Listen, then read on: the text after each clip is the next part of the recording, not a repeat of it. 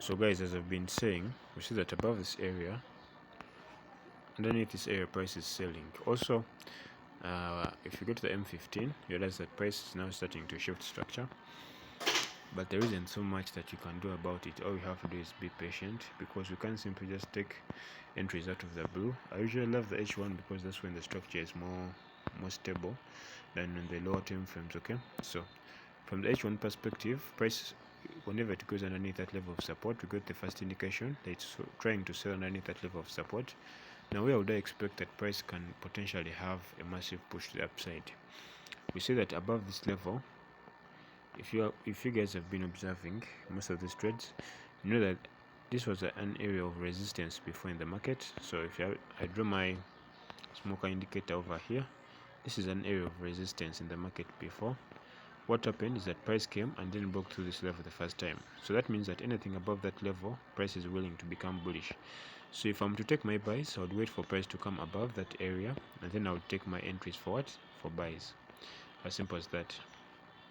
But if that fails and price ends up breaking to the downside, then I have that covered as well, because I can easily take my entries for sales. Okay, so as price breaks to the downside, I shall sell. If price breaks above this area, then I shall also take my buys. As simple as that. Now if I'm taking my buys, so if this was my buy stop, the stop loss can be anywhere where there is a considerable level of support, and then I'll be targeting the next area where also sellers kick into the market around there. Okay, so that's my first tip if I'm to buy. But if I'm to sell, as you can see, the overall structure has been extremely bearish. Okay, price is in a strong downtrend. Therefore, once price is in a strong downtrend, don't really have to worry so much about whether price will make the pullback or not. We may see another push to the upside, and then afterwards price may fall, as we saw earlier on.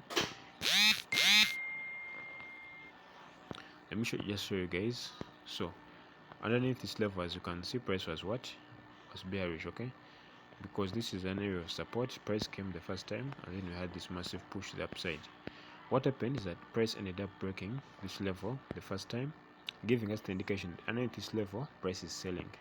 Now, why is this most important? Because once price goes underneath this level the second time, you are able to base your entry off of the high time frame. For instance, I would sell here. Let's say this is where I entered my sales after price came underneath. My stop loss will be just underneath this area over here, and then I'll be targeting the next area where we saw buyers at. The next area of buyers was around here. Okay, that would have been a straight as 11k made with almost zero drawdown. Okay, straight 11k with zero drawdown. So that's the importance of having to trade without a strategy, at risk.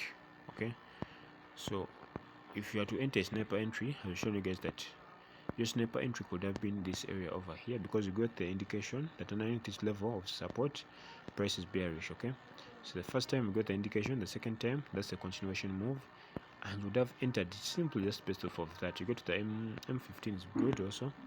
So from the M15, what do you observe? Price was from the M15, you would have sold around here. Let me just use the smallest lot. This could have been 0.005. Okay, that's a sell. Okay, 0.005 is the smallest. Stop loss could have been just above this area of because you see that this is an area of support around here. So that's around how much? 14 bucks. Okay, and then you'll be targeting at least a 1 to 2. So if you entered like around 5 positions, of course now the drawdown could have been there, but over the long run, you wouldn't even have had to face anything. It would have just straight out broken to the downside. So that's the beauty of trading with the trend. Okay, also you can in most of the cases you can also trend these pullbacks, but I don't usually recommend it because it's a bit hectic. If you're trading the pullbacks, price can easily go against you, and that could mean a big loss for your account. So the mistake which I see most of you guys making is that when you go to these small time frames, you see this break of structure the first time, then you'll be like, oh, that's the indication that above this level price is what? Bullish. It's alright. Once price goes above this level, you would have taken your buys, but where would you put your TP? Also, this can just be a negative, because price could have just went there and then sold off, but underneath this area, this is an area of reaction. So anything underneath this level is going to be a reaction level, and so price can potentially sell. But anything above, you're just dealing with a small time frame. Therefore, price can easily just stop there and then continue to sell. Okay, as simple as that. Price can just stop there, just there, and then sell off to the downside. Okay, now that's the important aspect of trading that you have to master. You have to know when to time your entries. I feel you guys that you have to go to the H1, most especially sometimes you have to go to the H4, and then you notice from the H4 perspective, where should I take my sells, where should I take my buys, as simple as that. Because if you don't know where to take your sells, you shall take a very bad sell over here, and then price will wipe you out. No, I mean, you will take a buy here thinking that price may go all the way up, but it may just wipe you out.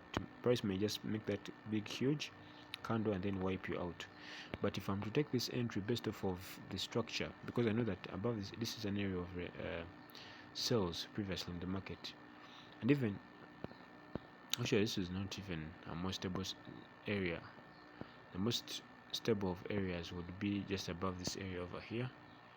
Okay, because you see that that was an area of resistance in the market before we had that massive sell-off. So if price goes above this level one more time, okay, so if price comes above this level, I will be willing to take my buys, and then I will just adjust my stop loss along the way, because I know that this is an area of resistance in the market. So if price goes above it, there is a reason. Okay, price can just come and then take out the area without any reason. So it has to first of all take out the area, then we have the continuation move, and this continuation move, we can ride it all the way up to the top, because we know that price is extremely what? If you go to the daily time frame, what do you observe? Price is extremely what? Price is extremely bullish.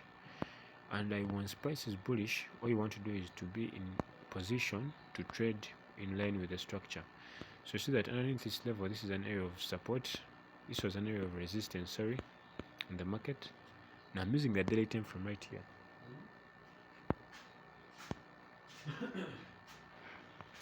The resistance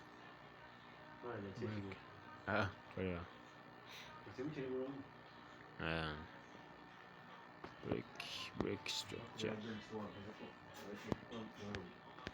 Yeah. Say sure.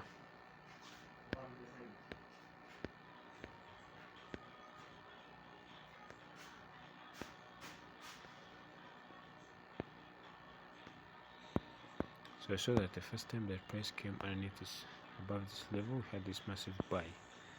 So after this pullback can go all the way down. Now this is the crazy part. This pullback can go all the way down. Okay, can go all the way down. Now where would you take your entries if price can go all the way down? Simple. You simply wait for price to shift structure, and then after you take your buys. As simple as that.